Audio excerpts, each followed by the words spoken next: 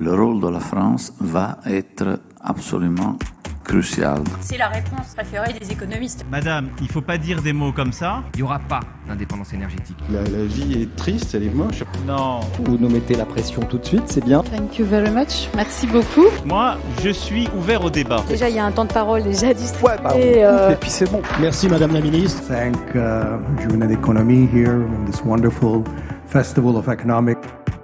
La recherche économique n'est pas brillante sur beaucoup de sujets en vérité. Bonjour à tous, vous écoutez EcoGéco, le podcast des journées de l'économie.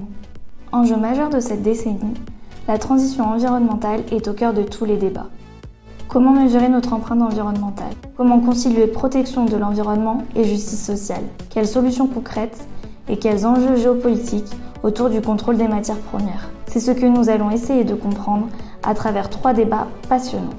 Pour commencer cette série sur le climat, nous écouterons la table ronde Peut-on mesurer le verre? Avec Hélène Blake, Antoine de Ruhen, Alain Grandjean, Fanny Henriet et Andrea Josse, modérée par Stéphane Marchand. Cette conférence a été enregistrée le 16 novembre 2022 à Lyon, à l'occasion des Journées de l'économie. Bonne écoute. Bonjour à toutes et à tous. Très heureux d'être avec vous ce matin. Merci d'être venus nombreux à notre table ronde. Notre table ronde qui s'intitule « Peut-on mesurer le verre ?» Je m'appelle Stéphane Marchand, je suis le rédacteur en chef d'un magazine économique qui s'appelle Pour l'écho et qu'évidemment je vous recommande chaleureusement. Peut-on mesurer le verre? Pourquoi est-ce qu'on pose la question? Eh bien parce que, évidemment, l'essentiel de ce siècle va être consacré à tenter de limiter les émissions de gaz à effet de serre, de protéger le climat. Et la seule façon de le faire de manière efficace, c'est, avant de faire du verre, c'est de savoir à quel point ça coûte de ne pas faire du verre. Et aujourd'hui, on va beaucoup parler de ça. Il existe de nombreuses initiatives méthodologiques pour mesurer le verre et classifier les activités compatibles avec la préservation de l'environnement. Mais évidemment, tout ça n'est pas simple. Qu'est-ce qui est vert? Est-ce que le gaz est vert? Est-ce que le nucléaire est vert? Est-ce que quelque chose est brun et peut devenir vert? Toutes ces questions-là, on va les aborder aujourd'hui avec nos intervenants que je vous présente maintenant. De l'autre côté de la table, Antoine de Ruhen, qui est chef du service des politiques publiques à la Direction générale du Trésor. Bonjour Antoine. Hélène Blake, à côté de moi, qui est économiste à la division performance et information environnementale de l'OCDE. Andrea Josse, vous êtes membre du directoire de la Caisse d'épargne Rhône-Alpes. Vous êtes un peu la directrice financière de cette caisse. Fanny Henriet, vous êtes chercheuse au CNRS. Vous êtes professeure associée à l'École d'économie de Paris. Et évidemment, c'est logique, vous êtes spécialisée dans l'économie du changement climatique.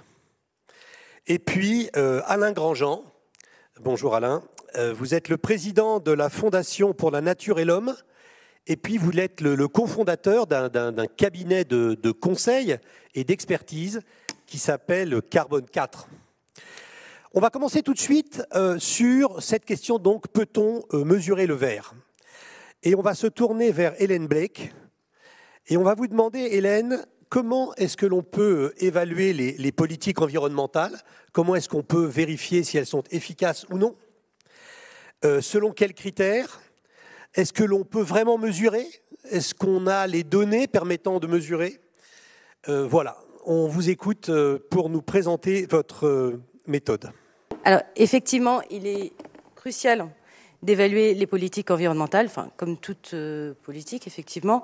D'abord pour les modeler ex ante et aussi pour les évaluer ex post, pour suivre leurs performances et les ajuster si besoin. À l'OCDE, on se sert de comparaisons internationales pour les évaluer, du coup, parce que c'est une organisation internationale. Et pour cela, on a besoin d'abord d'informations, de données. D'abord sur les politiques environnementales elles-mêmes. Notamment, là, on a sorti de nouvelles informations sur les politiques climatiques des différents pays de l'OCDE. Mais c'est un véritable challenge de mettre en place ces informations de manière uniforme qui permettent une comparaison entre les pays. Du coup, on aura toute l'information sur les taxes carbone, mais aussi sur la réglementation, sur les normes environnementales et climatiques. Et ensuite, les deuxièmes sets d'informations qu'on aimerait avoir, ce sont les émissions de gaz à effet de serre. Et là, encore une fois, même si on a effectivement un reporting des pays de manière annuelle, il est difficile d'avoir une information homogène par secteur notamment. Mais une fois qu'on a ces données, il s'agit aussi d'établir le lien entre les politiques, là on se parlera notamment des politiques climatiques, et leur effet, du coup, les gaz à effet de serre. Ça aussi, c'est un challenge. Pourquoi ? Parce que la plupart du temps, les politiques sont mises en place par escadron, c'est-à-dire qu'on ne va pas mettre juste une norme environnementale, elle sera souvent accompagnée d'autres types de mesures, plutôt d'une stratégie plus globale. Et ensuite, parce qu'il y a un contexte non politique qui peut aussi jouer sur les gaz à effet de serre. Par exemple, à la fin des années 2000, on a vu en Europe une baisse des émissions de gaz à effet de serre, notamment liée, sans doute, due à la baisse de l'activité économique, mais ça s'est fait aussi en même temps du lancement de la deuxième phase du marché carbone européen.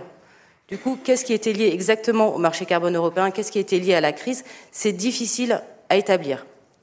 Bon, toutefois, malgré ces difficultés, on peut quand même, et heureusement, sortir quelques lignes directrices assez fortes. D'abord, en comparant les différents pays, on a réussi à voir que les pays qui agissent le plus pour le climat, c'est-à-dire ceux qui ont le plus de mesures, mais aussi les plus restrictives, sont ceux, effectivement, qui baissent le plus leur émission de gaz à effet de serre. Et aussi, ce qu'on arrive à voir, c'est que, considérant à l'intérieur des pays des données statistiques précises, on arrive à avoir plus ou moins l'efficacité de telle ou telle mesure. Notamment, si on regarde en Europe, on a pu voir que le marché carbone européen a effectivement permis de baisser les émissions de gaz à effet de serre d'environ 10% en 15 ans. Du coup, ça, en utilisant des données plus précises sur les entreprises émettrices. On a pu voir aussi que, par exemple, en regardant ce qui s'est passé en Allemagne, au Danemark, que le soutien aux énergies renouvelables au début des années 2000 a permis de baisser les coûts de ces énergies renouvelables, parce que les gens se sont mis à établir les énergies renouvelables et aussi ont appris à réduire leurs coûts d'eux-mêmes. Et ensuite, on a pu voir un autre exemple, c'est de voir que des pays comme les États-Unis, qui, eux, vont pas forcément mettre des taxes carbone, mais plutôt des normes environnementales, grâce à des normes sur les véhicules, ont réussi à baisser aussi, à améliorer l'efficacité énergétique de leurs véhicules. Toutefois, il faut souligner quand même que c'est visible dans un certain contexte, effectivement.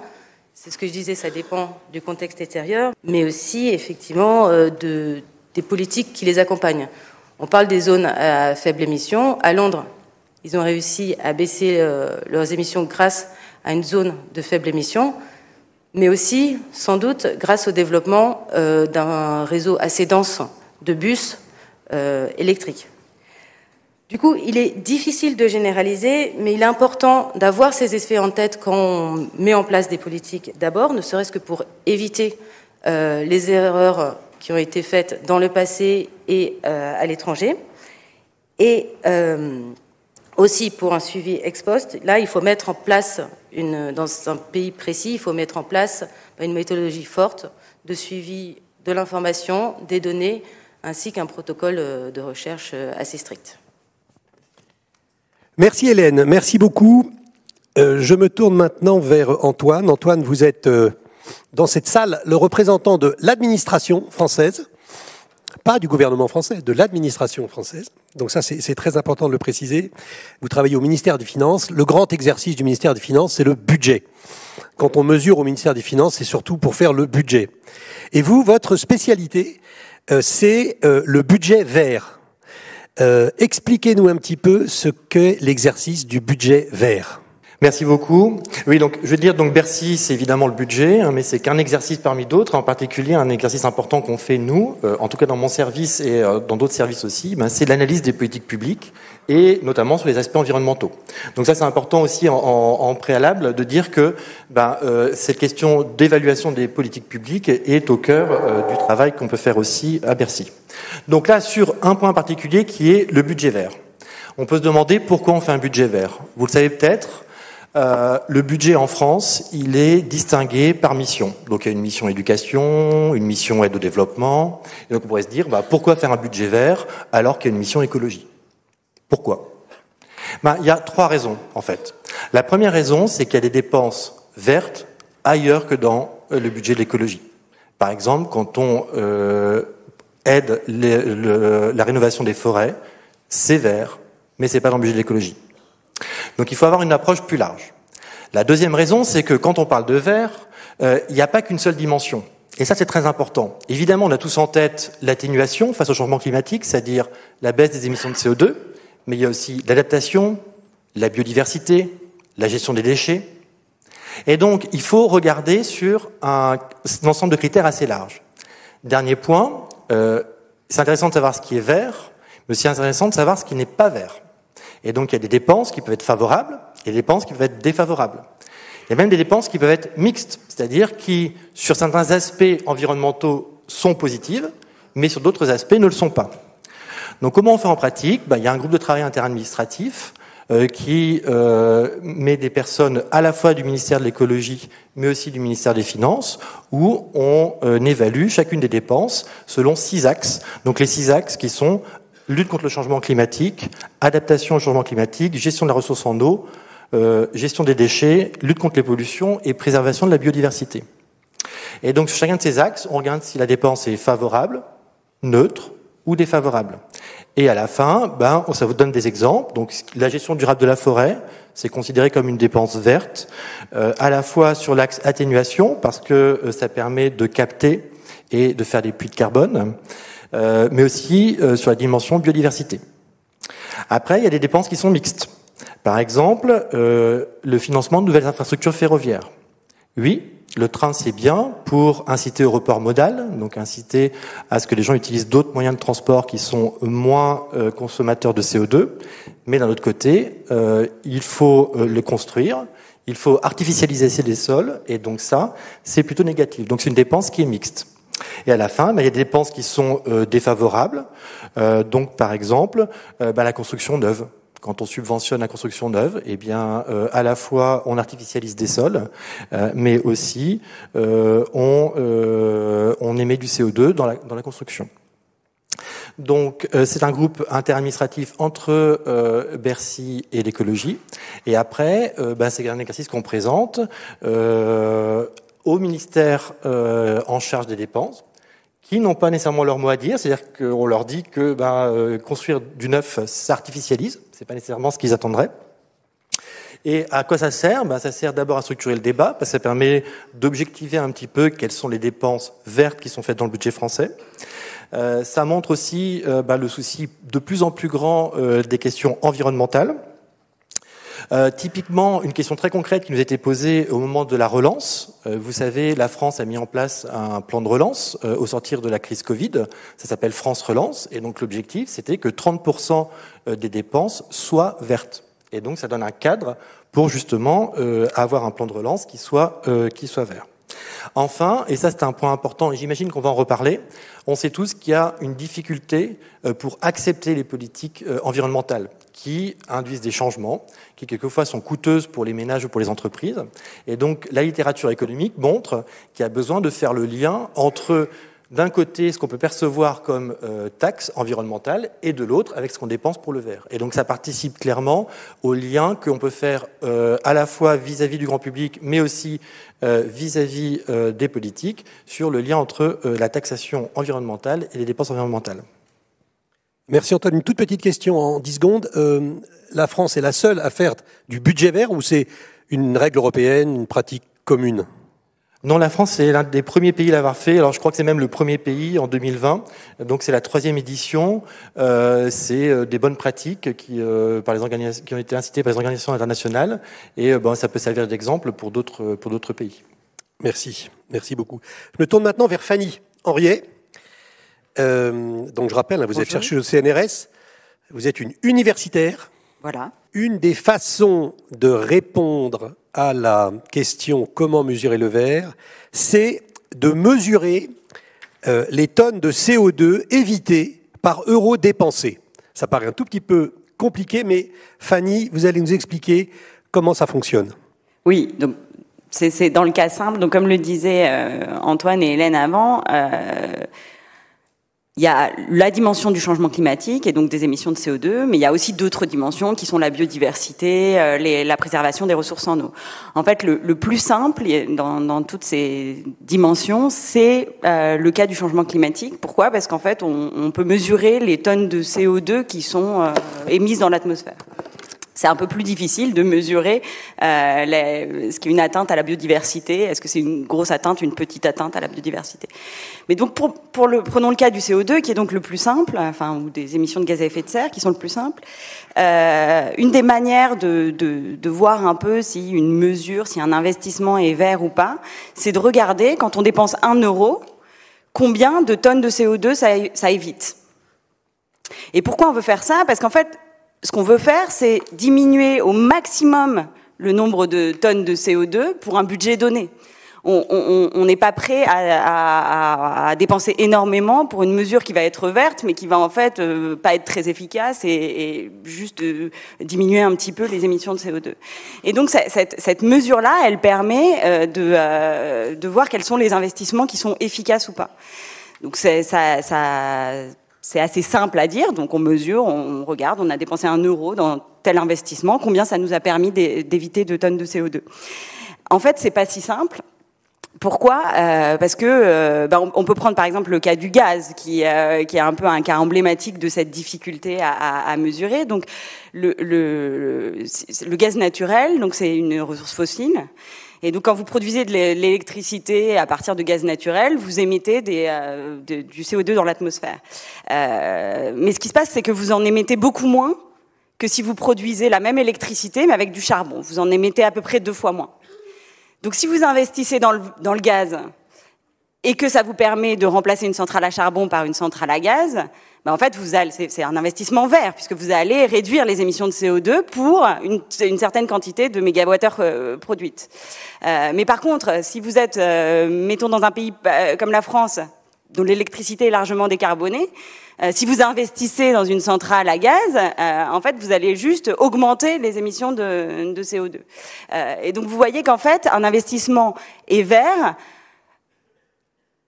en fonction du contrefactuel que vous regardez, c'est-à-dire de ce qui se serait passé si vous n'aviez pas fait cet investissement. Et donc ça montre un peu la difficulté en fait même de cette mesure qui paraît simple.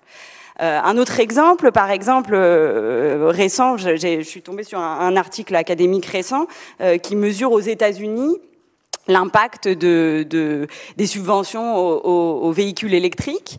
Et en fait, ce qu'il montre dans cet article-là, c'est que les gens qui ont acheté des véhicules électriques grâce aux subventions, en fait, ce sont ces gens-là qui, de toute façon, auraient acheté, sinon, s'il n'y avait pas eu cette subvention, des véhicules qui sont relativement performants en termes d'efficacité énergétique. Donc, en fait, les mesures qu'on avait fait ex-ante de cette subvention, elles disaient qu'on réduisait beaucoup les émissions de CO2 grâce à cette mesure. En fait, on les réduit un peu moins parce qu'en fait, elles viennent en remplacement de véhicules qui sont déjà relativement propres. Donc, il faut toujours faire attention quand on utilise ce genre de mesures au contexte dans lequel on se place et donc qu'est-ce qu'on remplace avec cet investissement. D'accord. Ça me fait penser par exemple que dans la fameuse crise des Gilets jaunes, qui était une crise un peu du carburant, du prix du carburant, une crise de la voiture, de la périphérie urbaine, si par exemple on avait l'État français, un conseil pour Antoine, si l'État français avait offert à chaque gilet jaune une voiture électrique, ça aurait été un gain en CO2 fabuleux. Parce que tous ces gens roulent au diesel et tous ces gens roulent beaucoup. Donc l'effet aurait été démultiplié. Est-ce que je me trompe, Fanny? Alors, c'est sûr que les gains en CO2 auraient été certainement énormes. Mais à quel prix? C'est ça, toute la question, c'est celle-là. En fait, un véhicule électrique... Et de toute façon, l'État français a développé pour 15 milliards d'euros pour les gilets jaunes. Ça aurait été mieux utilisé si on avait fait ça, non? Alors, il faut faire là, je peux pas répondre comme ça, parce que justement... Non, je vous prends un bruit pour point, pardon. J'ai besoin de faire voilà, de regarder exactement, combien d'euros, combien de tonnes de CO2, et le coût en face. Il faut toujours regarder le coût en face, parce que sinon, évidemment, on peut toujours baisser les émissions de CO2 si on dépense énormément, mais on est en budget contraint. Merci Fanny. Donc nous avons entendu une organisation internationale, nous avons entendu l'administration française, nous avons entendu l'université française. Maintenant, on va se tourner vers quelqu'un qui est consultant. C'est une partie de votre métier, Alain Grandjean. Vous avez fondé Carbone 4, qui est un très célèbre et très pionnier parmi les cabinets qui s'occupent de ça. Mesurer le verre, c'est un exercice qui n'est pas réservé à une des 4 catégories que l'on vient de voir. Et vous mesurez le verre, vous avez des entreprises qui sont vos clientes et vous leur prêtez un service en mesurant le verre pour elles. Non, on ne leur prête pas, on leur vend. Vous leur vendez, bien sûr. Ouais. D'ailleurs, ça tombe bien parce que ça permet de rémunérer les collaborateurs qui sont bien contents. C'est bien de sauver la planète, mais il faut aussi manger le soir, donc même le midi, parfois le matin. Donc oui, Carbone 4 a été créé il y a 15 ans par Jean-Marc Jancovici et moi-même, et maintenant on est 3 associés, un peu plus de 100 consultants. Et c'est Jean-Marc l'auteur de la méthode bilan carbone. La méthode bilan carbone s'est généralisée dans le monde, elle est maintenant devenue un standard sous plusieurs formes. Alors l'expérience qu'on en a, donc on a des entreprises. Alors, généralement ces entreprises, il y a des collectivités territoriales, mais nous on n'est pas travaille pas beaucoup avec les collectivités territoriales. On a des confrères qui le font beaucoup. Et alors comment on s'y prend? Qu'est-ce qu'on mesure? Alors, on va parler d'abord du climat, puisque c'est l'origine de Carbone 4, et je peux dire un mot sur la biodiversité. Donc, sur le climat, il y a la première question, c'est les émissions de gaz à effet de serre, puisque le climat est entièrement, sa variation, son changement actuel est entièrement déterminé par les émissions de gaz à effet de serre. Donc c'est ça qu'on va essayer d'apprécier. Donc on met pas une mesure ou un capteur, on fait des calculs, pas très compliqués, mais bon, voilà, qui permettent dans un certain sens d'évaluer l'impact de l'entreprise sur le changement climatique. C'est important du point de vue éthique, moral, du point de vue de leur responsabilité sociétale. Les émissions de gaz à effet de serre qu'elles génèrent directement ou indirectement. Un constructeur automobile, ça fait des voitures et les voitures elles brûlent du kérosène, du kérosène, excusez-moi, du fuel ou de l'essence. Les avions, les constructeurs d'avions, ça fait des avions qui eux émettent du kérosène. Et donc on va attribuer ces émissions de gaz à effet de serre indirectes à l'entreprise, même si elle n'en est pas directement responsable. Ça mesure aussi la dépendance de ces entreprises à ces émissions de gaz à effet de serre. Donc si l'administration se mettait à serrer les écrous de tous les côtés en disant vous n'avez plus le droit de faire ceci, cela, alors c'est pas une fable. Dans le domaine de l'industrie automobile, il y a des normes qui s'imposent aux constructeurs. Le fait de savoir que votre activité, directe ou indirecte, elle entraîne ces émissions de gaz à effet de serre, c'est important pour savoir quels sont les risques qu'on prend. Là, c'est en l'occurrence des risques réglementaires. Ça peut être des risques de réputation, ça peut être tout un tas d'autres risques.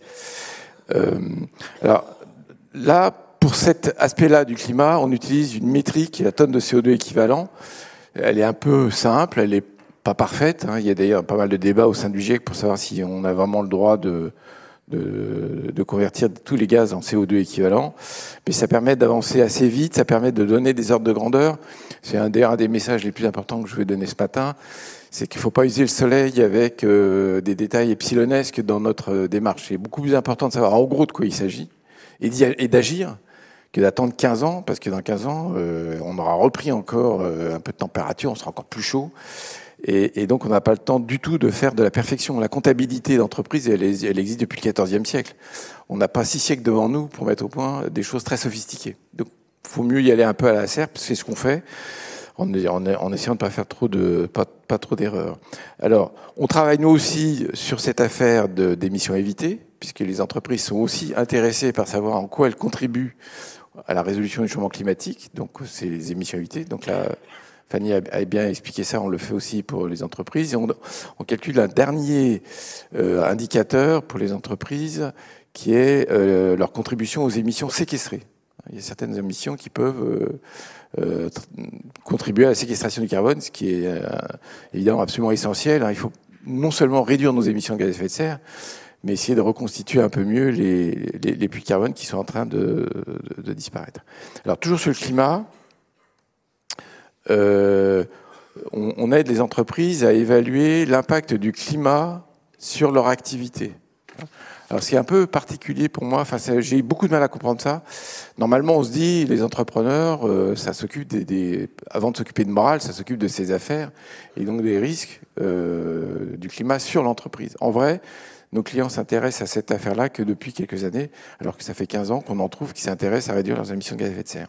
Alors, sur la question du risque physique lié au changement climatique sur les entreprises, la métrique est beaucoup plus compliquée que la tonne de CO2, parce qu'il y a plein d'aléas climatiques différents. Les entreprises sont diversement exposées à chacun de ces aléas, et elles sont diversement vulnérables à ces aléas. Donc là, on est dans un travail qui est beaucoup plus complexe, multicritère, rien que sur la question climatique. Je n'ai pas encore parlé de biodiversité et du reste. Mais là aussi, je vois qu'il y a beaucoup de progrès de méthodologie. On est très aidé par les travaux des laboratoires. On travaille, nous, avec les résultats de ce que fabriquent les scientifiques.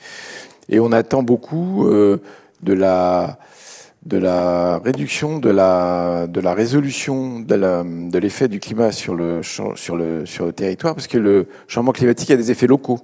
Et donc c'est vachement intéressant d'avoir une information sur 150 km, mais en gros, il faut être beaucoup plus précis que ça. Et donc là, il y a encore pas mal de progrès à faire là-dessus. Bon, dernier point, j'ai parlé donc du fait qu'on évaluait tout ça sur des systèmes, je l'ai pas dit, mais sur des entreprises, mais on peut le faire aussi sur des portefeuilles d'actions, on peut le faire sur des obligations, on peut le faire sur des groupes d'entreprises. Enfin, il y a beaucoup de systèmes, il faut bien se mettre d'accord sur la manière dont on va le faire. J'ai parlé de la métrique pour les émissions de gaz à effet de serre, en parlant de tonnes de CO2 équivalent. Et je n'ai pas dit, mais il y a une méthode derrière. Donc là, en l'occurrence, j'ai dit que c'était le bilan carbone. Mais toutes ces mesures et ces évaluations sont faisables si on utilise des méthodes. Et il y a évidemment quelques débats de méthodes parce qu'à nouveau, tout ceci est assez récent. Voilà en gros le paysage. Donc pour terminer, c'est utile de faire ça. Donc je vais vendre ma soupe un petit peu. C'est utile parce que c'est important pour les entreprises, si elles veulent agir, de savoir sur quoi agir. On est dans une logique un peu rationaliste, un peu quantitative. Mais c'est vrai aussi de nous, individus. Donc il y a de plus en plus de calculateurs carbone. Nous, chez Carbone 4, on en a développé un qui s'appelle MyCO2, ou MyCO2 en anglais, qui permet d'avoir une mesure assez précise des effets de ses choix de vie, de sa consommation sur le climat, mesuré en tonnes de gaz à effet de serre. C'est le seul calculateur qui soit compatible avec l'instrument l'administration française qui mesure l'empreinte carbone de la demande finale des ménages. Donc c'est important d'être cohérent, parce qu'il y a plein de calculateurs qui vous donnent des chiffres un peu différents. Tout ça pour dire que de quoi on parle, c'est important de bien le préciser. Il y a parfois des débats qui résultent simplement du fait qu'on ne parle pas exactement de la même chose. Voilà, je m'arrête sur le climat. Merci Alain, on reviendra vers vous. Je me tourne maintenant vers Andrea Josse. Andrea, vous êtes banquière. Alors les banques, dans ce débat, ont deux caractéristiques importantes. D'abord, elles ont plein de données fiables qu'elles connaissent, des données certaines. C'est les données de leurs clients.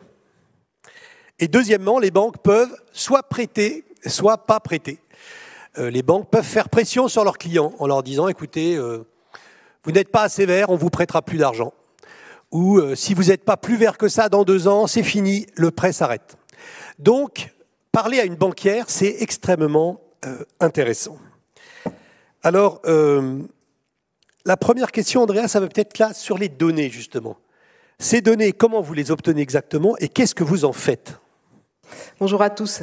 Effectivement, un peu à l'image de ce que disait Antoine sur le public, la banque, finalement, c'est le reflet de la société sur la partie financement privé. On voit dans notre bilan tout ce qu'on peut octroyer comme financement au secteur privé, que ce soit les entreprises ou les particuliers. Donc aujourd'hui, le bilan d'une banque reflète la société et on a énormément de données qui sont à disposition. Alors, il y a quand même quelques prérequis avant d'aller mesurer le verre dans ces données. Déjà, il y a un enjeu de conservation de la donnée, de collecte de cette donnée-là, donc un énorme enjeu informatique pour les banques. Et ensuite, le deuxième enjeu, mais on l'a déjà tous un peu évoqué, c'est comment est-ce qu'on qualifie ces données-là.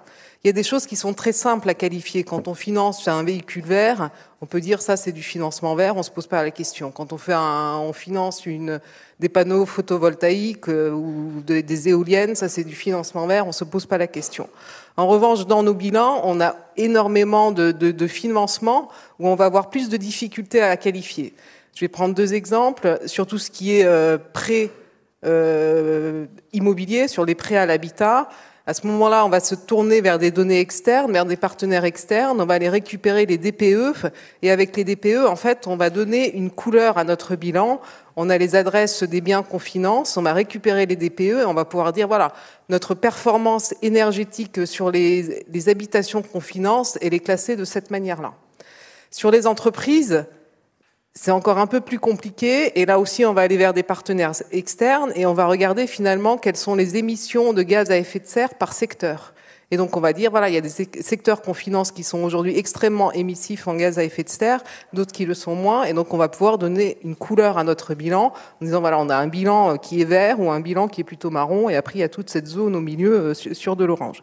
Donc ça c'est le premier travail de qualification de la donnée qui est extrêmement important. Ensuite, on a un troisième enjeu, c'est de rendre ces données comparables avec les autres banques. Si on commence à publier de la donnée sur notre bilan, il faut aussi qu'on soit certain que les autres banques ont la même approche que nous. On voit qu'il y a quand même beaucoup de biais méthodologiques, donc il faut partir d'une estimation. Mais ensuite, il y a aussi, et c'est ce qui aujourd'hui nous aide de plus en plus, c'est toute la réglementation, notamment européenne, qui arrive, qui va nous aider en fait à rendre nos bilans comparables les uns par rapport aux autres. Une fois qu'on a fait ce premier travail d'estimation, c'est de se dire en fait pourquoi est-ce qu'on veut le mesurer, quel est le sens de cette mesure pour une banque. Et je pense que là il y a trois enjeux fondamentaux. On le fait déjà pour des fins de transparence. Aujourd'hui, en tant que banque, on nous demande beaucoup de transparence et la clientèle nous demande beaucoup de transparence sur nos financements. Et je pense que de plus en plus, on va nous demander en fait à quoi sert l'argent qu'on dépose sur nos comptes, sur vos comptes. Et donc il va falloir qu'on puisse flécher ces dépôts pour dire, écoutez, votre argent sert à financer des éoliennes ou du photovoltaïque. Aujourd'hui, on est capable de le faire. On met en place des livrets développement durable ou des livrets verts où en fait on dit à nos clients, si vous déposez votre argent sur ce livret, vous êtes certain qu'il finance la transition énergétique ou qu'il finance du vert. On a la même chose avec les marchés financiers. On voit de plus en plus d'émissions green qui se mettent en place. Et donc là, ça repose sur ce qu'on a de vert dans nos bilans. Ensuite, en tant que banque, notre métier, c'est aussi d'évaluer le risque. Et quand on parle climat, on parle aussi risque climatique. Et donc demain, on sait aussi que les banques vont être soumises à ce risque climatique parce qu'on est le reflet de la société. Donc si on finance des habitations qui sont aujourd'hui dans des zones qui vont être soumises à des tensions climatiques, on sait que demain, on prend du risque dans notre bilan sur cette partie climatique. Et la dernière chose, c'est bien sûr l'enjeu réglementaire. On publie aussi parce que la réglementation aujourd'hui nous demande de publier. On a pour la première fois en 2022 publié un ratio qui s'appelle le Green Asset Ratio, où on mesure nos actifs alignés par rapport au total de nos actifs. C'est demandé aujourd'hui par l'Europe. Donc toutes les banques européennes vont commencer à publier ce type de ratio. Et donc il faut qu'on soit aussi en capacité de répondre à cette réglementation.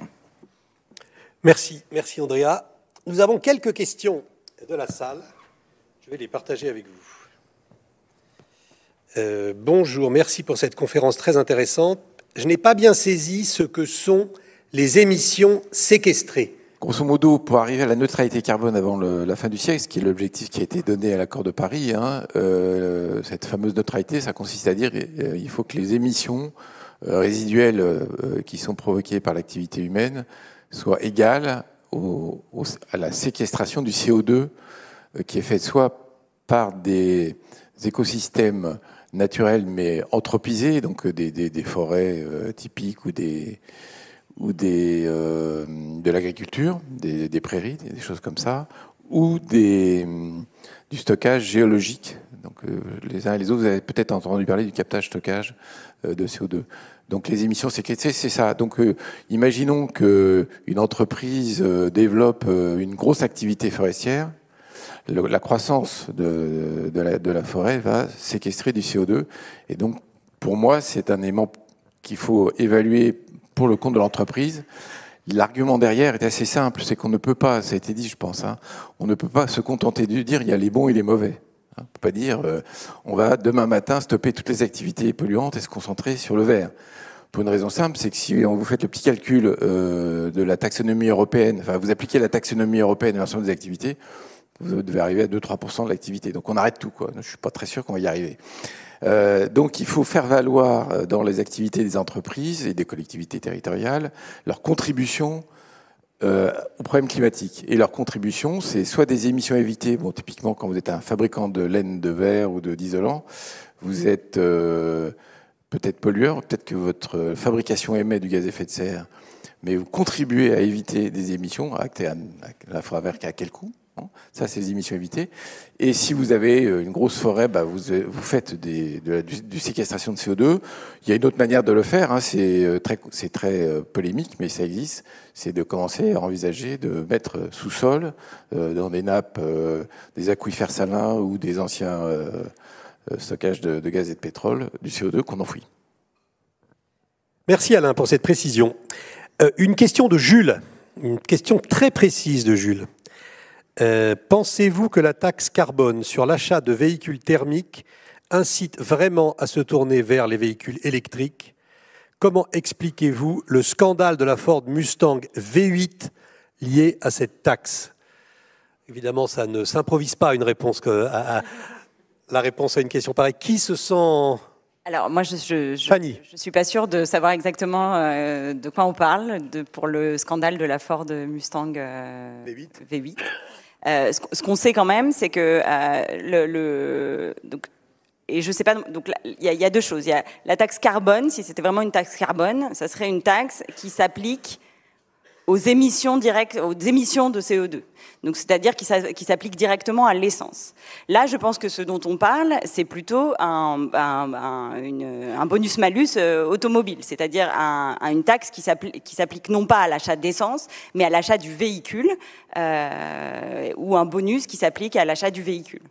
Et donc, on voit bien que c'est deux choses différentes. Ce qu'on sait, et on a plein de données, notamment internationales, et puis de variations du prix à la pompe au cours du temps, c'est que quand les prix à la pompe sont élevés, on consomme moins d'essence. Ça, on le sait, il n'y a pas de débat là-dessus.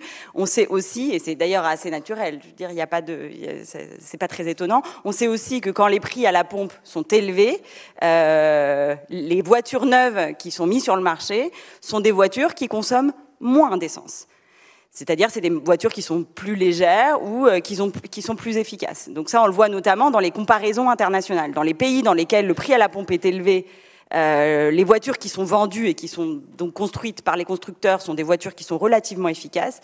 Et dans les pays où les prix à la pompe sont bas, les gens consomment davantage de grosses voitures qui consomment beaucoup d'essence. Est-ce que voilà, la question du bonus-malus automobile, c'est quelque chose de différent, puisqu'en fait, là, il faut décider de quel véhicule on subventionne ou pas, et on est un peu moins sûr des effets qu'on va avoir. C'est moins clair. Je ne sais pas si quelqu'un veut élaborer. Non, mais c'est exactement ça. Hein. Je pense que la taxe carbone a cet intérêt que quand c'est plus cher, on achète moins. Et donc, c'est quand même l'objectif final, c'est d'émettre moins de CO2. Donc ça reste toujours un instrument très efficace. Après, il y a des débats sur est-ce que c'est le seul instrument, est-ce qu'il y a d'autres instruments et comment on les compare les uns entre les autres. On pourra en discuter un moment. Et après, la question de la subvention aux automobiles qui sont moins polluantes est aussi une vraie question. Un exemple que vous avez aujourd'hui dans la presse, c'est par exemple les zones à faible émission.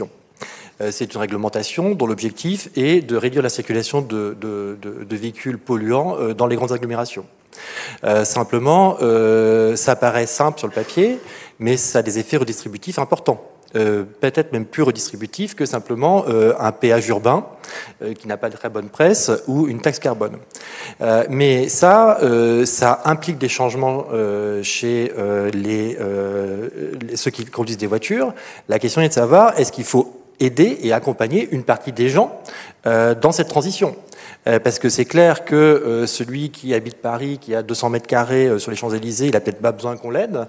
En revanche, quand il faut faire des travaux et qu'il y a besoin de personnes qui rénovent un appartement qui habitent hors de Paris et qui ont besoin de venir en véhicule, peut-être que ça peut plus se justifier. Donc la question, par exemple, qui se pose, c'est quand on a des subventions à l'automobile, c'est est-ce que ça doit être sous condition de revenus, par exemple, ou sous d'autres conditions, on peut dire, de localisation en France. Aussi, un point quand même, c'est que quand on subventionne des voitures moins polluantes, il faut voir exactement qu'est-ce qu'on subventionne. Si ce sont des voitures tout de même non neutres en carbone, là, il y a un risque effectivement d'augmenter les émissions. C'est-à-dire, il y en a plusieurs exemples internationaux, c'est pas forcément ce qui va se passer partout, mais par exemple, en Israël, l'imposition sur l'achat de voitures était extrêmement élevée. Ils ont décidé de le baisser pour les véhicules à moindre émission. Et ce qui s'est passé, c'est qu'il y a beaucoup de gens qui ont acheté une voiture et qui se sont mis à utiliser leur voiture au quotidien. Et au total, il y a une augmentation des émissions. Même si ça venait de voitures moins intense en carbone, le bilan final, ça a été une hausse des émissions. Du coup, il faut prendre en considération ces effets. Merci beaucoup. Les questions déferlent sur la tablette. Une petite question toute simple pour Antoine. Une question de Baca69, je le cite parce qu'elle est intéressante. Combien coûte l'écologie à la France ?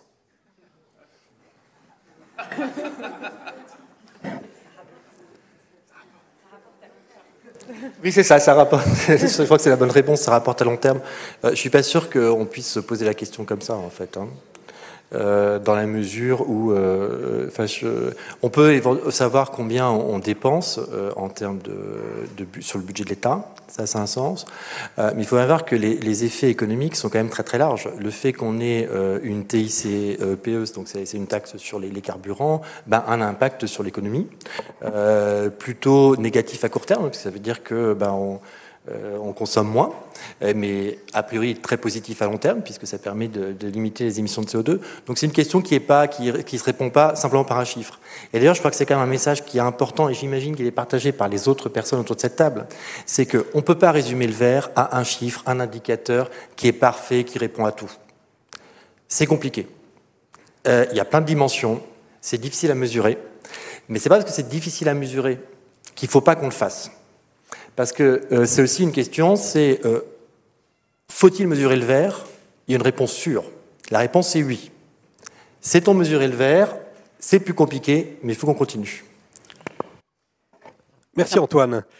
Je voulais juste dire sur cette histoire de combien coûte l'écologie, c'est les premières estimations au niveau mondial, en tout cas, de combien coûtaient les mesures qui permettaient d'éviter le changement climatique, c'était à peu près 1% du PIB mondial par an. Et les bénéfices, par contre, d'éviter un changement climatique trop important, c'était 5% du PIB mondial par an. Donc, en gros, ce que ça veut dire, c'est que les bénéfices sont supérieurs aux coûts. en tout cas au niveau mondial. Après, évidemment, pour un niveau donné de réduction d'émissions de CO2, on a envie de dépenser le moins possible, et c'est là que la mesure est importante, parce qu'elle permet de cibler les mesures efficaces. Hélène. Je me permets aussi, ce qu'il faut souligner, c'est que aussi les combustions fossiles coûtent aussi assez cher. On a des estimations sur une cinquantaine de pays selon lesquels les subventions aux énergies fossiles en 2020 ont coûté 183 milliards de dollars aux États. Du coup, ça aussi, c'est un point à prendre en compte. Merci beaucoup. Une question maintenant de AR, un peu longue mais très intéressante sur la méthode de cette table ronde. Comment s'auto-évaluer pour identifier si oui ou non nous mesurons du vert et non autre chose? La problématique de la table ronde semble être tout autant comment mesurer le vert que pourquoi mesurer le vert. Les différents propos et points de vue montrent des divergences sur les méthodologies, même de mesure, qui ne sont parfois pas explicités au demeurant. Petite demande de la salle. Enfin, les valeurs sous-jacentes des démarches évaluatives exposées semblent elles aussi différentes. N'y a-t-il pas confusion entre évaluation et mesure, entre mise en position de valeur et établir un étalon pour comparer et discuter rationnellement? Donc c'est une question de méthodologie. Est-ce que, Alain, vous vous sentez à l'aise? Complètement. J'ai tout compris la question, donc je vais forcément faire une réponse intelligente. Je pense que un des enjeux, non pas de nos désaccords, mais de la discussion, c'est qu'on n'a pas les mêmes points de vue et on n'a pas les uns et les autres les mêmes responsabilités. Donc une entreprise n'est pas un État, un consommateur n'est pas une entreprise, et un banquier n'est pas un ménage non plus. Donc c'est ce que j'ai essayé de dire tout à l'heure, j'ai peut-être pas été très clair, mais il faut bien se mettre d'accord sur le système qui est évalué, mesuré, quantifié, et le pourquoi. C'est pour ça que j'avais un peu insisté tout à l'heure sur à quoi ça sert, qu'est-ce qu'on cherche à mesurer, est-ce qu'on cherche à mesurer des impacts, est-ce qu'on cherche à mesurer des responsabilités, est-ce qu'on cherche à mesurer des risques. Tout ça, c'est des questions différentes. Et évidemment, en 1 heure à 6, on ne va peut-être pas complètement répondre à toutes les questions. 1h30. Alors, oui, même en 1h30. Après, deuxième remarque, évaluation. Dans le mot évaluation, il y a un mot valeur. Et mesure, comptage, tout ça est un peu différent. Alors je peux dire des choses assez précises. Quand on fait, et on n'a pas parlé de biodiversité, j'en parlerai une minute. Nous, on ne fait pas des mesures au sens où, par exemple, on mesure une température avec un capteur, avec un thermomètre. Ce qu'on fait, c'est des calculs qui sont basés sur des données de l'entreprise, de l'activité ou de la collectivité territoriale, de ce qu'on veut, des données qui sont par exemple des kilowattheures consommés, qui sont des litres d'essence consommée, voilà. Et puis on multiplie ça par ce qu'on appelle les facteurs d'émission, qui sont des bases connues, assez reconnues, qui permettent de connaître un fameux kilowattheure. Ça a été évoqué tout à l'heure sur le charbon versus gaz. Un kilowattheure, combien ça émet de CO2 quand ça... un litre d'essence, quand ça brûle, combien ça émet de CO2? Un kilowattheure, en fonction de la source d'énergie, combien ça émet de CO2. Bon, ça, c'est sur la partie mesure versus calcul versus appréciation. Après, l'évaluation, évidemment, ça renvoie à des systèmes de valeurs. Et si on s'occupe, c'est pour ça que je vais parler de biodiversité 2 secondes, si on s'occupe du changement climatique, c'est bien parce qu'on met une valeur. Alors les économistes la quantifient, mais nous, chacun d'entre nous, on a des valeurs derrière ça. On se dit, une planète dont la température moyenne planétaire aura augmenté de 4-5 degrés, où il y aura des milliards d'habitants qui ne pourront pas vivre, parce qu'elle sera inhabitable dans plein de régions, évidemment, c'est des questions de valeur. Donc on ne va pas les ramener à des chiffres. Merci beaucoup. Alain, on va peut-être rester avec vous dans la mesure où il y a plusieurs questions sur comment mesurer la biodiversité, la valeur de la biodiversité, comment évaluer, encore plus précis, comment évaluer la valeur d'une espèce protégée. Oui.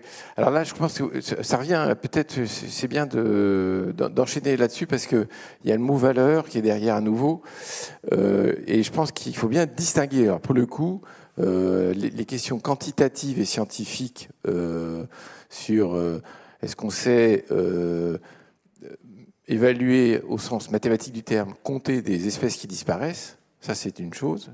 Et puis il y a une autre chose qui est dire quelle est la valeur qu'il y a derrière. Est-ce que on parle de valeur financière, de valeur morale, de valeur religieuse, j'en sais rien. Donc là c'est un autre débat dans lequel je ne vais pas rentrer parce que j'ai déjà pris la parole trop longtemps. Alors en revanche sur la biodiversité, donc il se trouve que nous chez Carbone 4 on fait ça depuis un certain temps et on a été d'ailleurs incité à le faire par le monde financier. Donc c'est pas que des monstres. Ils sont aussi parfois utiles à quelque chose. Et donc ils nous ont poussés à faire ça.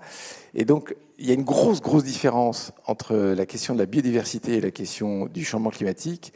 C'est que les vecteurs d'érosion de la biodiversité sont diverses. Il y en a 4, 5, 6 familles différentes. On peut parler des polluants, des pesticides, on peut parler de la fragmentation des espaces. Je ne vais pas faire un cours sur la biodiversité.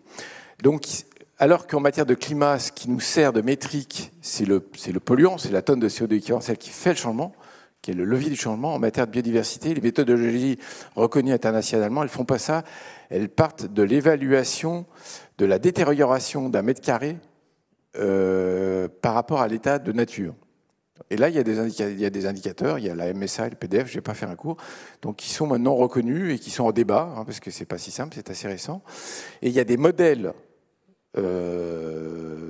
biologiques et écologiques qui permettent de se servir de ces indicateurs pour ensuite faire un lien entre l'activité de l'entreprise et la détérioration de la biodiversité mesurée par ces indicateurs. Donc là, je ne vais pas rentrer là-dedans parce que c'est un peu compliqué. Le message simplement, c'est de dire on a probablement 15 ans de retard sur ces questions de biodiversité par rapport à la question du climat. J'ai dit tout à l'heure que c'est Jean-Marc Jancovici qui avait créé le bilan carbone. Grosso modo, c'est au début des années 2000. La biodiversité, les indicateurs, ils ont 10 à 15 ans de retard par rapport à cette affaire-là. Mais je suis assez confiant sur le fait qu'on va accélérer la cadence parce que l'effondrement de la biodiversité est encore plus angoissant, enfin à mes yeux, que la dérive climatique. C'est un désastre absolu, donc je pense que ça va créer quand même un petit peu d'intérêt pour la question. Et en revanche, je termine, même remarque que tout à l'heure, le sujet, c'est pas de compter les poils de radis pour savoir où est-ce qu'on en est. Il faut y aller à grands coups d'ordre de grandeur parce que c'est vraiment un désastre. Il faut aller vite et sans doute appliquer parfois des principes de précaution, c'est-à-dire des simplifications absolues pour être sûr de ne pas aller trop loin. Merci Alain. Il y a encore pas mal de pression dans la salle pour qu'on réaborde la question de la Ford Mustang V8, mais on va passer parce que beaucoup de sujets nous occupent aujourd'hui. Hélène, je me tourne vers vous parce que quand on dit « peut-on mesurer le verre ?», il faut réaliser que tous les pays ne sont pas à la même enseigne. Tous les pays n'ont pas la même capacité d'action. Et une partie du sujet, c'est d'être capable de mesurer la vulnérabilité des pays au réchauffement climatique. Et ça, c'est votre spécialité. Comment faites-vous ? Spécialité, je ne sais pas, mais du coup, on fait ça effectivement chez nous. Oui, à l'OCDE. Quand on considère la vulnérabilité d'un pays, c'est un peu, bon, au parallèle, on va faire le parallèle avec un actif financier, c'est-à-dire qu'il y a deux types de risques. Il y a le risque physique auquel fait face un pays, c'est-à-dire des inondations, des canicules, des feux de forêt, etc. Du coup, les risques très physiques, et les risques de transition, c'est-à-dire comment il va être impacté, enfin son économie, son activité, sa santé générale va être impactée par les mesures menant à la décarbonisation de l'économie.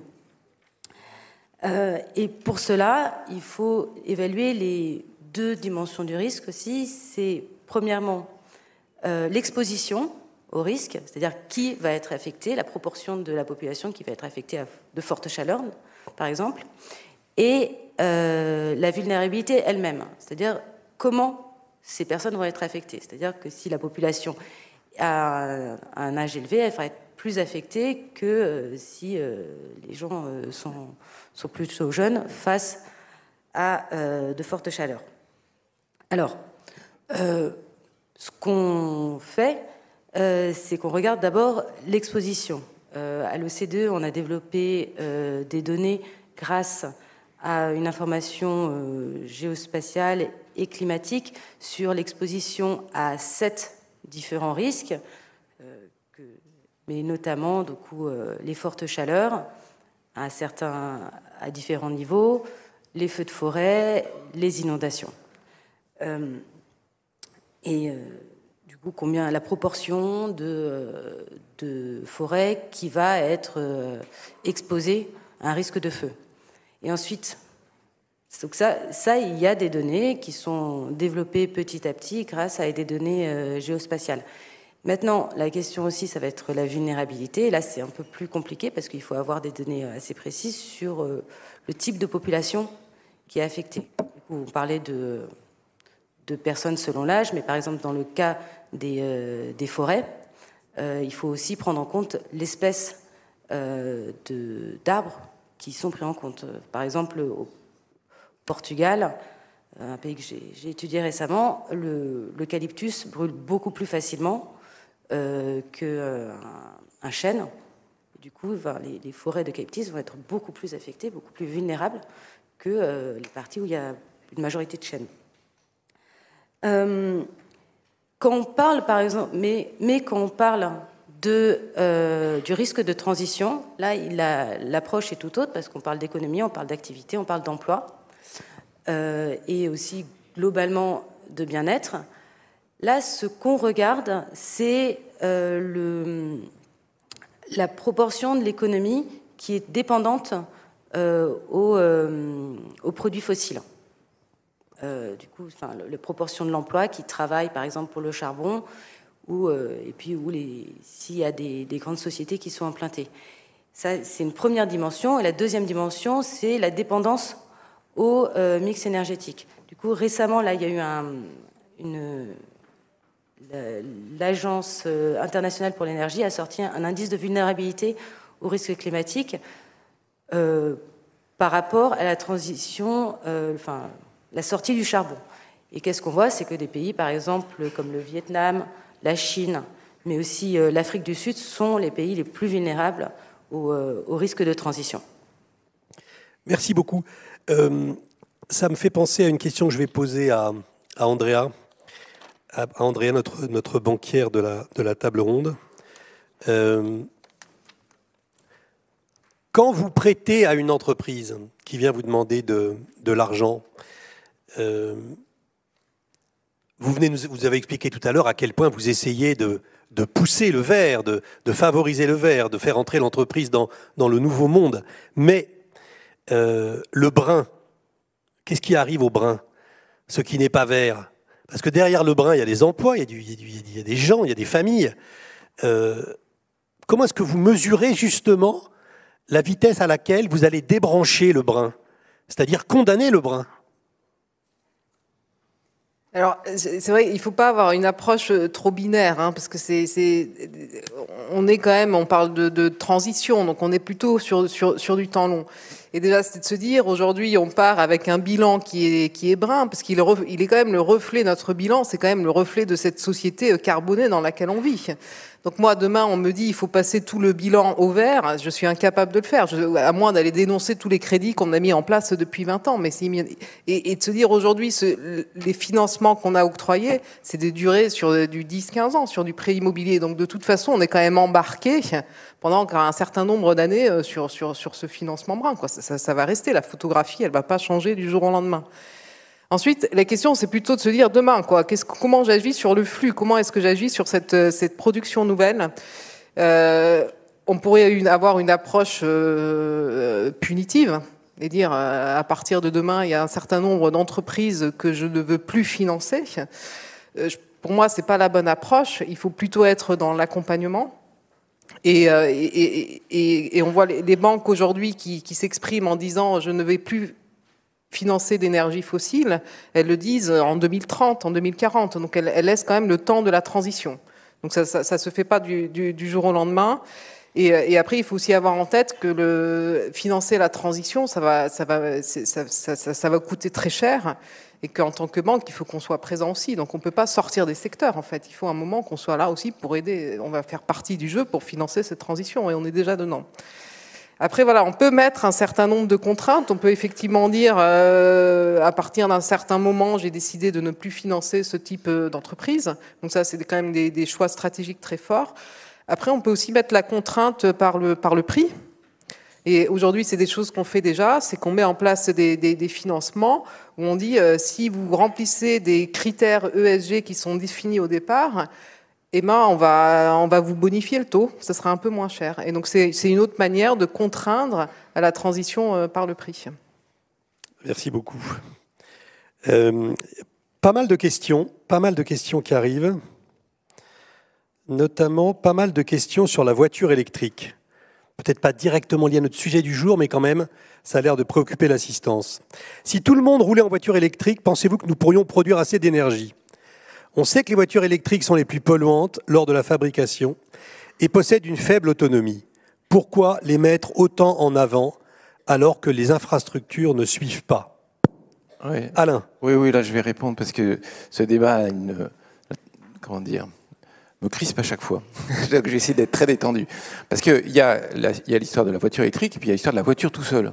Hein.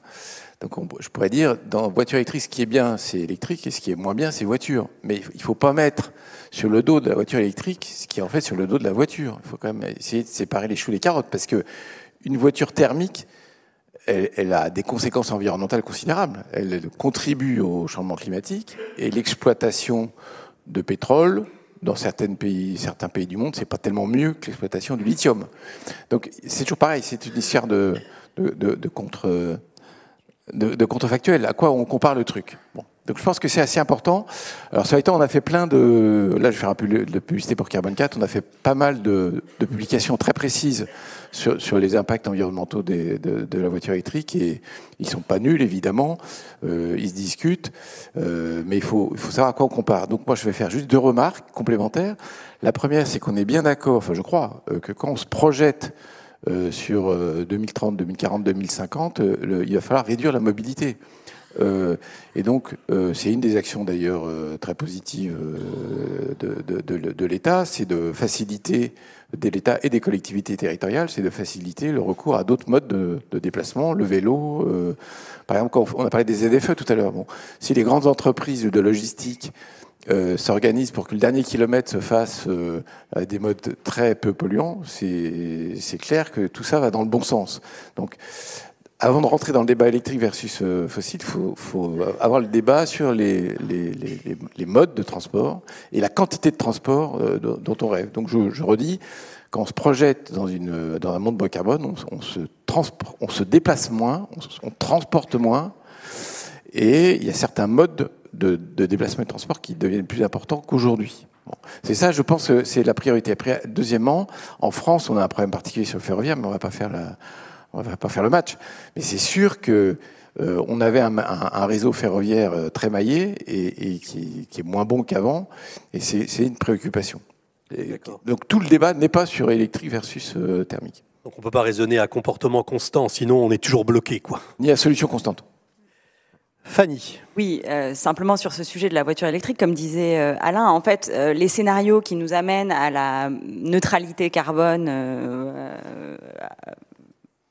dans quelques dizaines d'années, ils comptent tous sur le fait que on a une électrification de la mobilité, mais on a aussi, comme le disait Alain, une baisse de la mobilité individuelle. Donc ça veut dire que il y a plus de voitures thermiques, donc les voitures qui existent, elles sont électriques, mais par ailleurs, il y a aussi moins de voitures et plus d'autres modes de transport. Et les voitures qui existent, elles sont plus légères et donc elles consomment moins d'électricité. Merci beaucoup. On a une question qu'on n'a pas encore abordée. Je vais rester avec vous, Fanny. On a beaucoup dit qu'est-ce que c'est notamment Hélène, qu'est-ce que c'est qu'une bonne politique environnementale, comment est-ce qu'elle est efficace, quels sont les critères d'efficacité. Parlez-nous un peu, Fanny, des mauvaises politiques environnementales, de celles qui, derrière l'apparence de la bonne intention, débouchent sur le paradoxe vert, comme vous dites. Donc, oui, donc en fait, le message principal, c'est que quand on met en place une politique environnementale, il faut quand même bien l'évaluer pour vérifier qu'elle atteint son objectif. Donc les politiques environnementales qui atteignent pas nécessairement leur but, c'est typiquement, comme Hélène l'a décrit tout à l'heure, une politique qui subventionne les voitures vertes et qui conduit justement à augmenter la mobilité totale et donc à augmenter le nombre de véhicules sur la route et donc à potentiellement augmenter les émissions. De manière générale, des politiques qui sont uniquement liées à l'augmentation de l'efficacité des équipements sans veiller à aussi baisser la consommation d'énergie, elles conduisent à ce qu'on appelle un effet rebond et donc potentiellement à ne pas baisser tant que ça la consommation d'énergie ou les émissions. Donc typiquement, c'est ce genre de choses qui existent. Il y a aussi une autre grande catégorie, c'est du paradoxe vert, c'est la réaction du côté des producteurs de fossiles, quoi. Donc la question, c'est est-ce que si typiquement vous investissez beaucoup dans le vert, mais qu'il n'y a pas de pénalité à la consommation de ressources fossiles, est-ce qu'en fait vous n'allez pas simplement rendre moins cher les actifs bruns pour certains investisseurs qui se fichent de savoir s'ils investissent dans le brun ou le vert et simplement renforcer finalement l'intérêt de la rentabilité de ce genre d'actifs. Donc il faut faire bien attention à évaluer les différentes politiques. Merci beaucoup. Plusieurs questions sur les critères ESG. D'abord, à quoi servent-ils? Une autre question, est-ce que c'est du greenwashing de la part des entreprises, ces critères ESG? Est-ce qu'ils ont un sens? Qui peut nous répondre à ça? Alain? ESG, ça veut dire environnemental, social et gouvernance. Bon.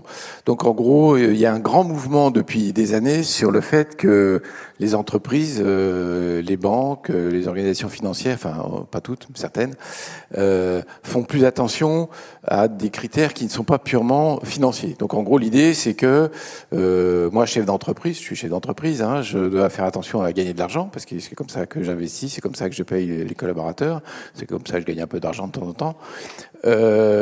Mais il faut que je fasse aussi attention à d'autres impacts qui sont des impacts extra-financiers, donc comme ça qu'on appelle ça. Et l'affaire ESG, ça consiste à mettre le zoom sur ces fameuses questions qui ne peuvent pas se ramener mathématiquement à de la finance. Il y a des gens qui pensent que tout se ramène à la monnaie, à la finance. Moi, j'y crois pas du tout. Donc, c'est des indicateurs orthogonaux, on va dire. Donc, on peut être très bon sur le plan financier et avoir des impacts environnementaux désastreux. On peut se comporter comme un gros cochon, comme Elon Musk vis-à-vis de ses salariés chez Twitter. Donc ça, c'est le S. Et puis, on peut avoir des problèmes de gouvernance, c'est-à-dire se comporter comme un autocrate, à nouveau Elon Musk. Moi, je vais faire sa fête ce matin. Et puis, donc ça, c'est le premier point. Donc là, il y a un énorme courant de réflexion, d'action. Il y a beaucoup de travaux qui sont faits, des travaux académiques dans tous les sens. Donc après, la question toute simple, c'est est-ce que tout ça, c'est que du greenwashing? Il faut garder de la raison et de la nuance. C'est-à-dire que, évidemment, il y a des tendances de communication, de surcommunication, de survalorisation de certaines entreprises qui mettent en avant des belles opérations. Parce que si tu es clair, c'est comme la pub, hein. La pub, en général, c'est fait pour mettre en avant les qualités d'un produit, pas pour mettre en avant ses défauts. Donc, c'est de la communication sur le développement durable. Ça peut être du greenwashing. Il y a aussi là-dedans des vérités, c'est-à-dire qu'il y a des gens qui font des vrais efforts. Moi, mon ultime remarque est tout autour de la discussion qu'on a juste précédemment sur l'inertie des activités brunes et la naissance des activités vertes. Ma remarque, elle est assez simple, c'est que donc je conseille des entreprises depuis 15 ans sur un sujet qui est extrêmement difficile, parce que la mutation des modèles, des business models, c'est très très dur. Et donc, j'ai tendance à considérer qu'une entreprise qui se contenterait de mettre en avant quelques belles opérations, une belle cravate, j'en ai pas ce matin, sans rien faire de profond et d'en profondeur, de réorientation de son business model, moi, je considère que c'est un peu du greenwashing, parce que c'est faire croire à ses parties prenantes qu'elle est en train de faire des changements en profondeur qu'elle ne fait pas. On appelle transition quelque chose qui est une transformation très profonde de nos modes de production, de nos modes de consommation, de nos modes d'organisation, de nos modes de relation. Et donc, il faut pas prendre le risque de faire croire que tout ça va se faire facilement et en sifflotant. Moi, je suis pas un moraliste, donc j'aime pas beaucoup le vocabulaire de peine en disant on va en chier des bulles carrées, excusez-moi de ces grossièretés, mais quand même, ça va pas être facile. Merci Alain. Une autre question un peu inquiète. Peut-être que je vais la poser à Antoine. Cette question inquiète, c'est la suivante. Selon vous, une question de Yvan Tacrou. Selon vous, une transition écologique est-elle encore possible avec le budget au niveau actuel, qu'il soit public ou privé? Antoine. Plusieurs réponses quand même à cette question. Je pense qu'il y a un truc qui est très clair, c'est que la transition écologique aura un coût macroéconomique. Ça, je pense qu'on est à peu près tous d'accord, et que la manière d'y arriver, en fait, savoir ce qui va se passer en termes d'impact macro va aussi dépendre des outils qu'on va mobiliser pour assurer la transition. Et les outils, c'est pas uniquement des dépenses publiques.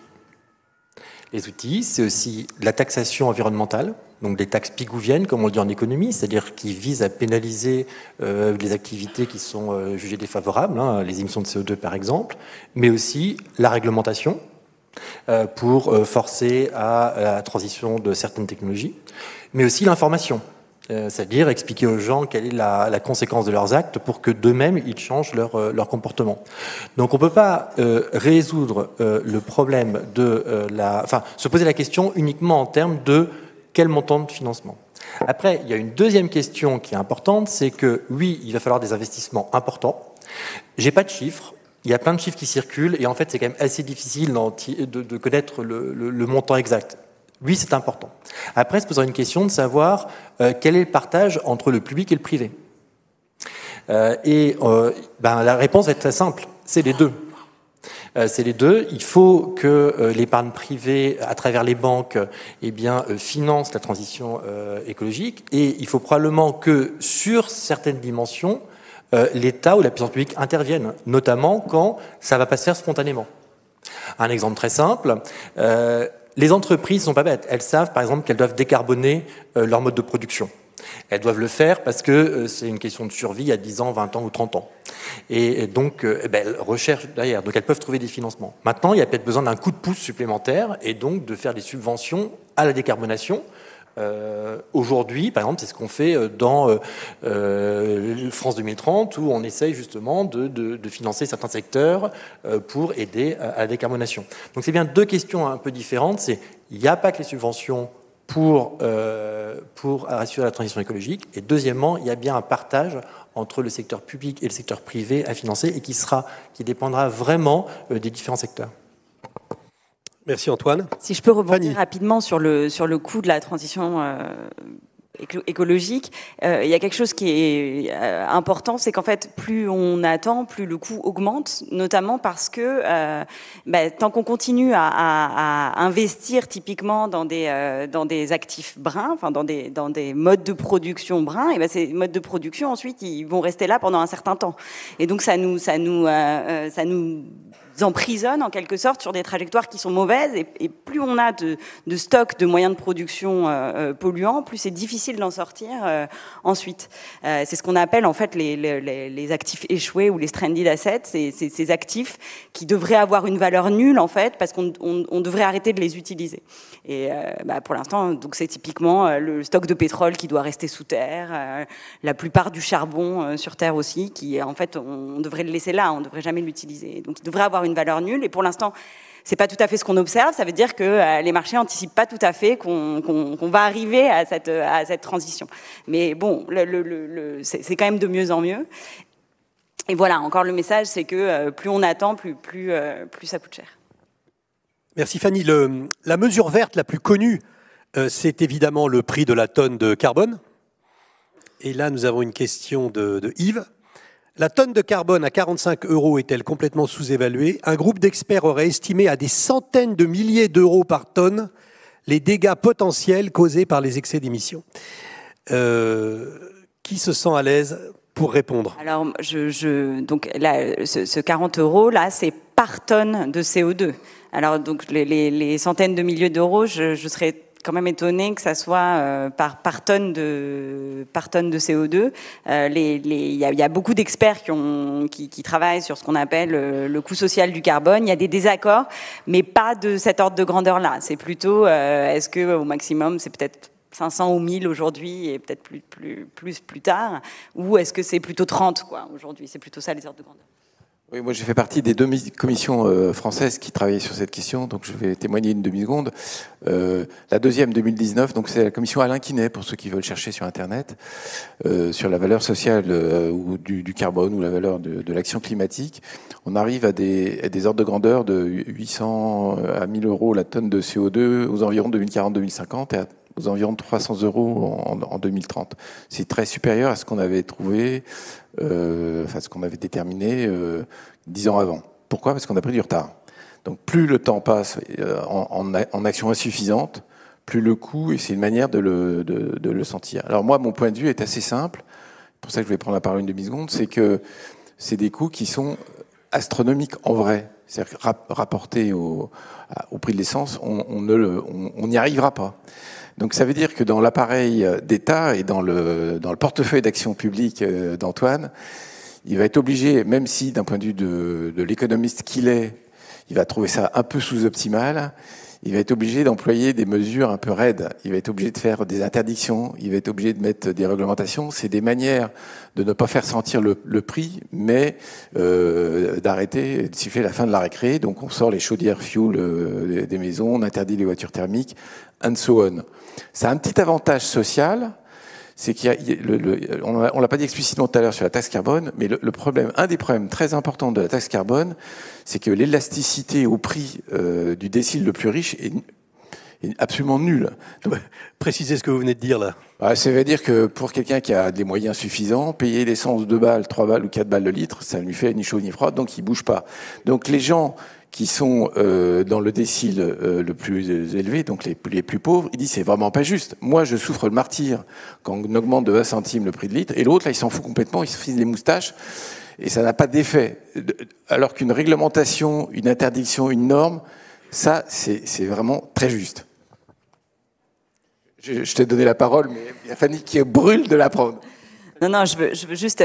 en fait, effectivement, si on connaît le point d'arrivée, qu'à la fin, on ne doit plus avoir de moteur thermique dans les voitures, autant les interdire, avec le caveat quand même que même si on interdit... Il faut Là, juste hier, ce qui s'est passé, c'est qu'on a enlevé la subvention à la pompe de 30 centimes de l'État. Et ce qui s'est passé, c'est que les gens se sont rués dans les stations-service. Donc on voit bien ce qui peut se passer si on n'augmente pas le prix de l'essence, mais qu'on interdit les voitures thermiques. Ça veut dire que les voitures thermiques, elles vont valoir une fortune. Les voitures thermiques d'occasion, elles vont valoir une fortune parce que elles seront plus produites, mais que finalement ça coûtera pas si cher de les utiliser puisque à la pompe l'essence sera toujours pas si cher et que on va avoir juste avant la fin de l'interdiction beaucoup de gens qui vont vouloir en acheter. Donc il faut faire quand même attention, c'est-à-dire que effectivement oui des interdictions et quand on sait vers les chaudières au fioul, etc., quand on connaît le point d'arrivée, mais il ne faut pas non plus il faut quand même toujours l'articuler avec un prix qui reflète la valeur sociale des émissions. Antoine, vous voulez réagir ? Oui, je suis d'accord. Il y a vraiment un aspect distributif très important dans la transition. Typiquement, si on met en place une taxe carbone, il est clair que les ménages les plus pauvres payent une proportion plus importante de leurs revenus sur cette taxe et que par ailleurs, c'est eux qui sont les plus financièrement contraints. Donc il y a bien un sujet de transition, d'accompagnement.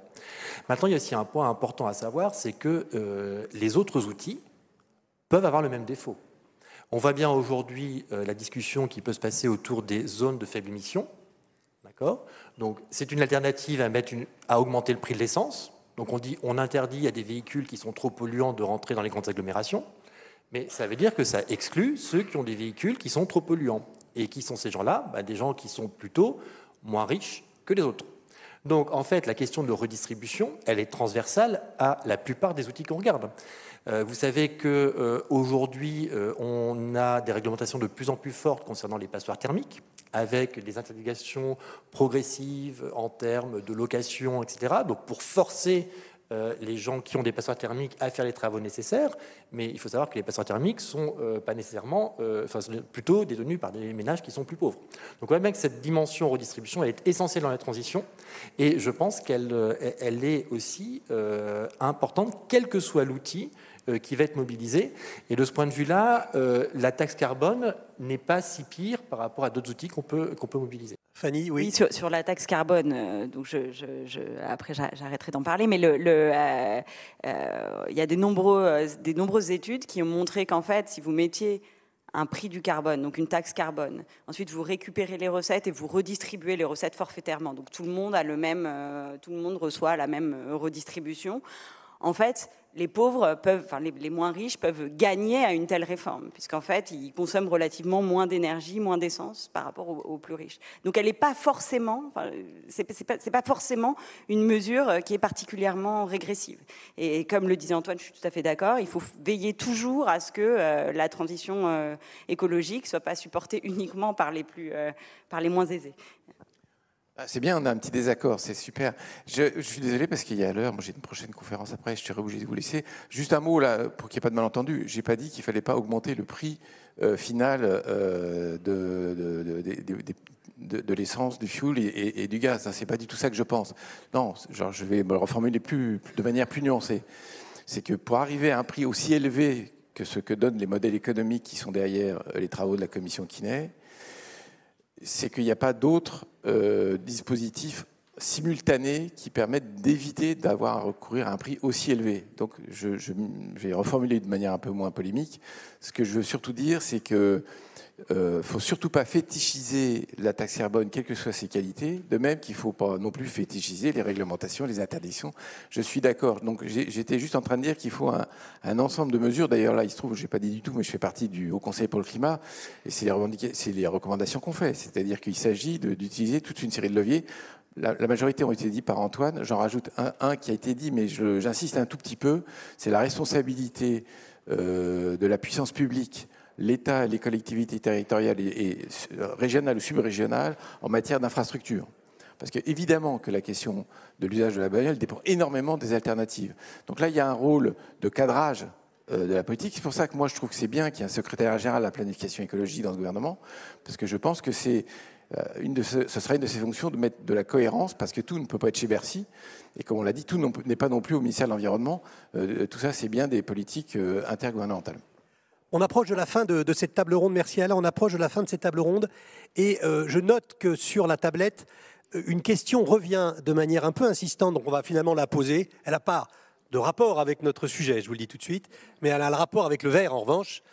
C'est l'écoterrorisme. Que pensez-vous de l'écoterrorisme? Qu'est-ce que ça signifie? Est-ce que c'est le symptôme, le symbole, la dérive de quelque chose? Qui, à cette table, ressent quelque vraiment, chose? J'allais dire que je m'en allais, mais ça dépend de quoi on parle. Donc je pense qu'il y a un énorme problème de politisation du vocabulaire. Donc il faut d'abord définir de ce dont il est question, puis après on en reparle. Mais si être éco-terroriste, c'est foutre un peu de peinture sur un tableau, désolé, mais j'ai pas envie de parler de ça, c'est vraiment anecdotique. Ça dépend vraiment de quoi on parle. Le terrorisme qui se fabrique à coup de Kalachnikov et qui tue des centaines ou des milliers de personnes, ça c'est du terrorisme. J'ai pas encore vu d'action équivalente. EcoGeco. Vous venez d'écouter un épisode du podcast des Journées de l'économie. Vous avez aimé cet épisode? N'hésitez pas à laisser une note au podcast, vous abonner, commenter et partager sur vos réseaux. Retrouvez-nous sur Twitter, Instagram, Facebook et sinon, rendez-vous directement sur notre site internet journéeconomie.org. Merci pour votre soutien.